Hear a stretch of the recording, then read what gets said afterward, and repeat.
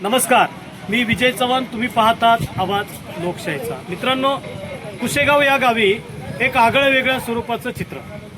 इथे भानुबा देवस्थानाची यात्रा आणि इथेच 8वी पिढी त्यांची पुजारी. इथे 8 वर्षापूर्वी एक फाउंडेशन स्थापन झालं, जनहित फाउंडेशन. त्यालाही झाली 8 वर्ष. आणि इथं खऱ्या अर्थानं 8 वर्षाच्या कालखंडानंतर काय काय घडतंय, काय काय बदलतंय, आपण ते पाहूया. हे जनहित फाउंडेशन जे आहे त्याची निर्मिती 2017ला झाली. आज त्याला 8 वर्ष पूर्ण होतात.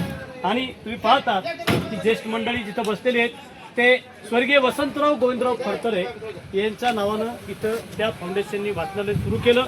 आणि गावातील वृद्धांना सकाळी राज्यातील घडामोडी पाहण्यासाठी वर्तमानपत्र इथं उपस्थित करून देतात. तुम्ही इकडे पाहताय, इथे शहीद अशोक पांडुरंग शितोळे यांच्या कारकिर्दीचा फोटो आहे.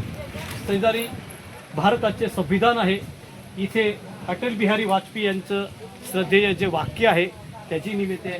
इथं स्वातंत्र्य सैनिक नारायण फडतरे यांचाही इतिहास आणि थोडक्यात माहिती दिलेली आहे. हे करण्याचं कारण काय, जिथं गाव असतं त्या गावाच्या सर्वांगीण विकासामध्ये गावाच्या इतिहासाला महत्त्व असतं.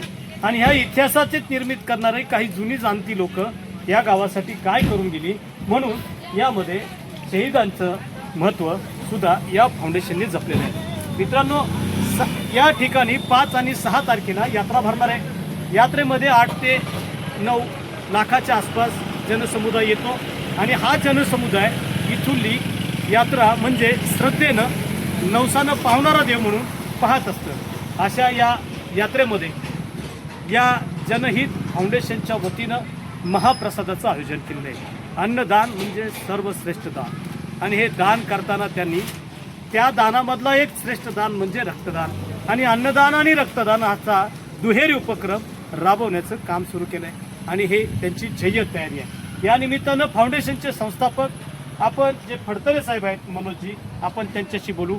त्यांचा अल्पसा परिचय जर म्हटलं तर या गावचे ते आदर्श सरपंच म्हणून सुद्धा गौरवलेले आहे. मित्रांनो, मनामध्ये आस असली आणि अंतःकरणामध्ये समाजाचा ध्यास असला की माणूस घडतो आणि माणूस घडवतो. माणुसकीचं दर्शन म्हणूनच ही फाउंडेशन लोकांच्या हितासाठी समाजसेवेचं काम करते. आणि त्या समाजसेवेतला हा त्यांचा सर्वाधिक मोठा उपक्रम कोणता असेल तर रक्तदान आणि अन्नदान. हे यांचं एवढ्यावरच काम नाही की त्यांनी अनेक मान्यवरांचे गुण गौरव करण्याचा सोहळासुद्धा इथे घेतात. इथं छत्रपतींच्या नावाने ते एखादी व्याख्यानमाला घेतात. आणि त्या निमित्तानं शिवशाही इतिहासाचे मान्यवर बोलवून लोकांचं प्रबोधनसुद्धा करतात. समाजामध्ये लोकांना ज्ञान वाटणं, ज्ञान देणं ही सुद्धा एक चांगली परंपरा असते. अशा या फाउंडेशनच्या कार्यक्रमाला आपण इथं आलेलो आहोत. त्यांची काय जय्यत तयारी आहे या निमित्तानं आपण फाउंडेशनचे संस्थापक जे आहेत मनोजजी फडतरे यांना बोलू. मनोजजी फडतरे, तुमचं आवाज लोकशाहीमध्ये सहर्ष स्वागत. सांगा एकदा या निमित्तानं आता तुम्ही यात्रेची निमित्ताने काय काय तयारी केलेली आहे? आमच्या असं लक्षात आलं की यात्रेला लाखो भाविक येत असतात. त्यांची जेवणाची व्यवस्था केली पाहिजे, त्यांना चांगलं जेवण देता आलं पाहिजे आपल्याला. आणि आलेले जे दुकानदार असतील, काही या ठिकाणी व्यापार करण्यासाठी लोक येतात, त्यांच्या जेवणाचे हाल होतात. हे आमच्या उशिरा थोडं लक्षात आलं. त्यानंतर आम्ही या ठिकाणी अन्नदानाचा कार्यक्रम सुरू केला, जो की सकाळी आम्ही 8:30ला सुरू करतो, संध्याकाळी 10-10:30पर्यंत तो कार्यक्रम सुरू राहतो. जनहित फाउंडेशन फक्त अन्नदानच नाही तर विविध असं उपक्रम राबवत असतं समाजामध्ये. आणि सामाजिक बांधिलकीतून काम करणार हे जनहित फाउंडेशन आहे. ह्या कामासाठी आमचे सर्व सूरज असेल, राजू मोरे असतील, महाराज असतील, मोरे सर आहेत, ओम आहे, असे असंख्य तरुण आमच्यावर जोडलेले आहेत की ते इथं आम्हाला मदत करत असतात. त्यांच्या मदतीतून आम्ही हा उपक्रम राबवतोय. आमचं 4थं वर्ष आहे. या ठिकाणी जे कोणी येईल आम्ही काही तिथं कमी पडून देत नाही. भानवा देवाच्या आशीर्वादाने आणि स्वामी समर्थांच्या आशीर्वादाने या ठिकाणी काही कमी पडत नाही असा आमचा आतापर्यंतचा अनुभव आहे. आमच्या पाठीमागं आम्हाला मदत करणारे आमचे गुरुवर्य तात्या महाराज धमाले यांचा आम्हाला आशीर्वाद लाभलेला आहे.